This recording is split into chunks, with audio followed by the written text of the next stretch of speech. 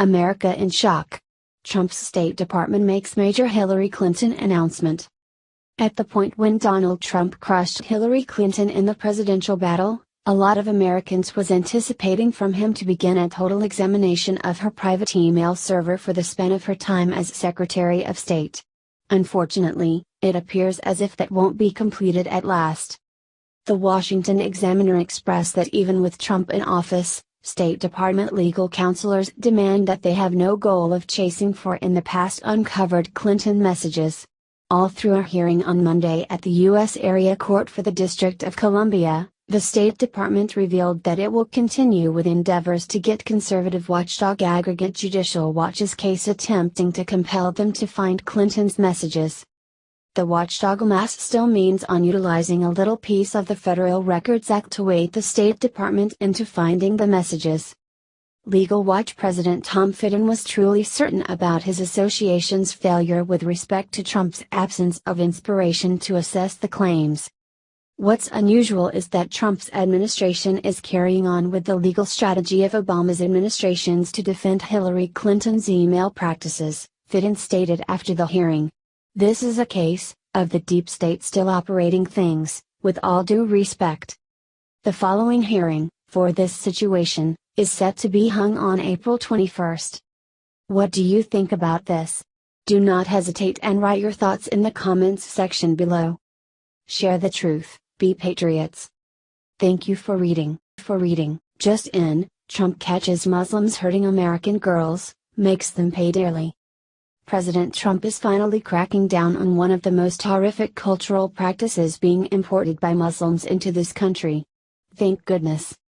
President Trump and the Department of Justice announced a new campaign to end the barbaric practice of female genital mutilation after a Muslim doctor was charged for the crime last week.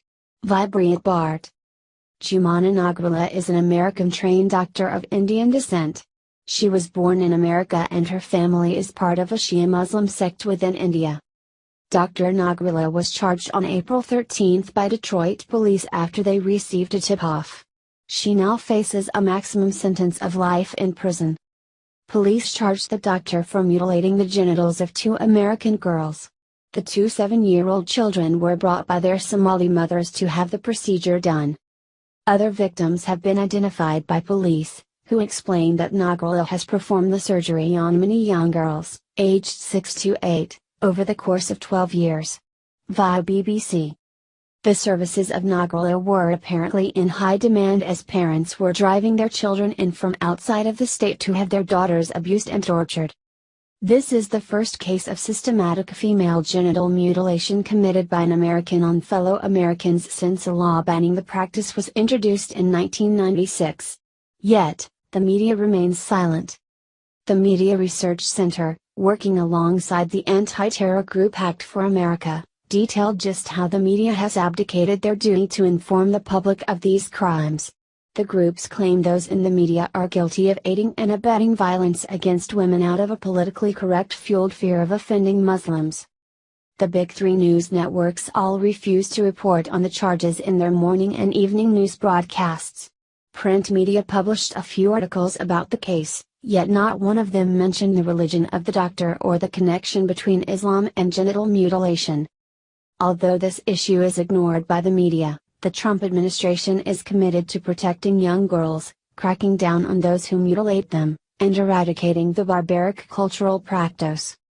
The Justice Department estimates that over 500,000 young girls in America are the victims of female genital mutilation or are at high risk.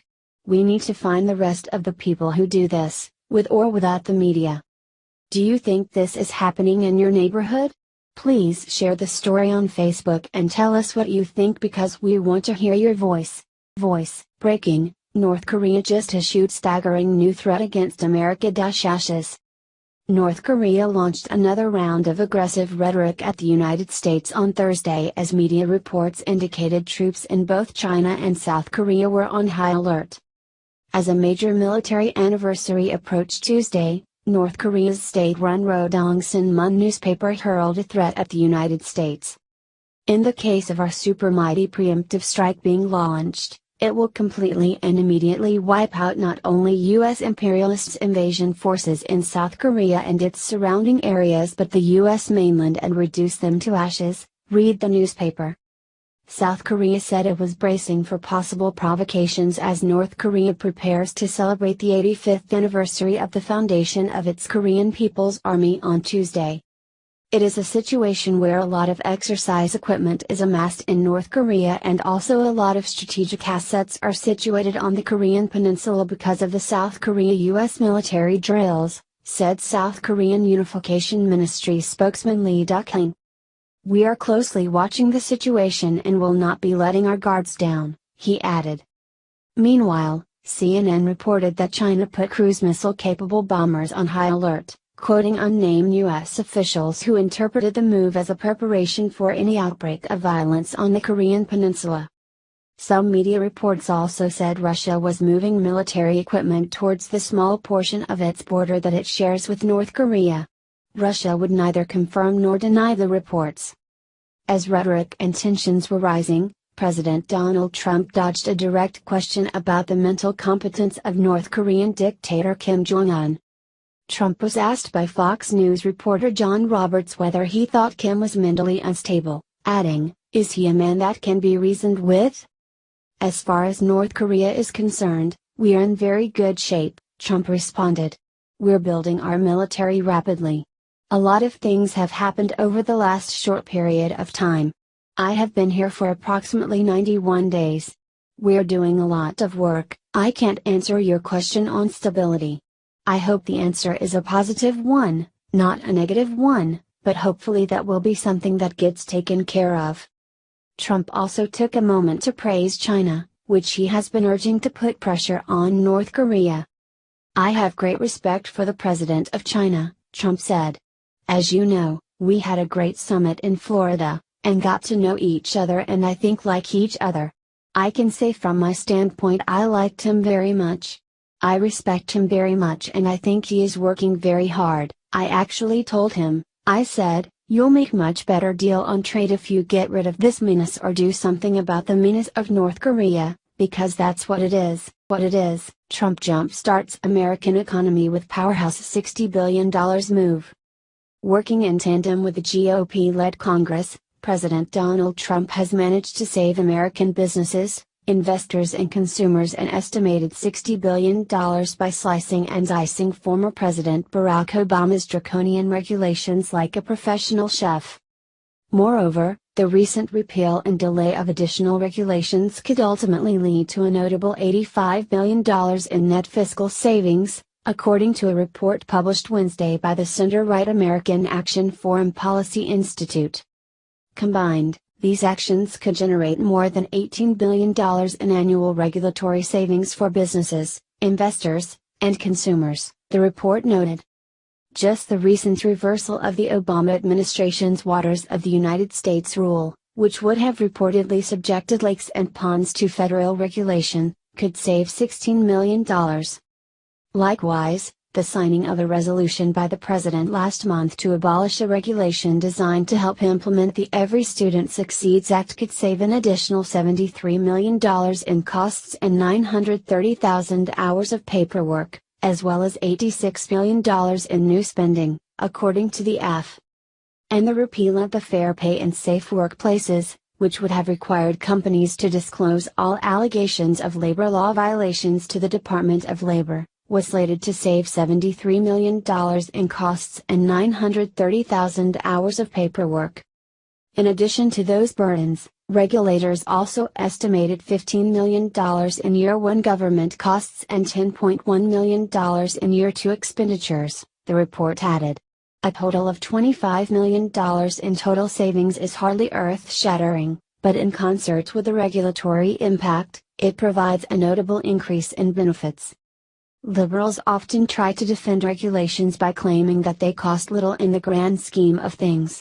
What they invariably neglect to consider is that these small expenses add up to big quantities over time. It's like adding a tiny slice of cake to your daily diet. While it might not make an immediate impact, it will ultimately result in unwanted weight gain. Thankfully, the president has far more sense than a typical liberal, which is why his push to deregulate America is only just beginning. As reported Friday morning by the Washington Post, for instance, Trump was slated to sign an additional 3 executive actions meant to spark reviews of tax and financial regulations, the latest in the White House's effort to rethink and potentially roll back federal oversight. Big win. Trump just made Democrats cringe with what he just did to Obamacare. Donald Trump is a man who likes to see results. He said he was gonna make Republicans repeal and replace Obamacare, and look what he just did. Today it was revealed that congressional Republicans have been working in secret to make a good replacement and it is almost finished. Trump told reporters at a press conference. "We have a good chance of getting it soon. I'd like to say next week, but I believe we will get it." So how soon are we thinking? Well, the goal is to get it by next week so Trump can have the win before his first 100 days are up. While no exact date has been given, Paul Ryan told reporters at a separate conference in London, "We're very close. This time they have everyone in on it. We are talking the classic politicians and the Tea Party and the Trump congressmen. Hopefully, we can finally get something passed. 2018 is coming up. Still, it's good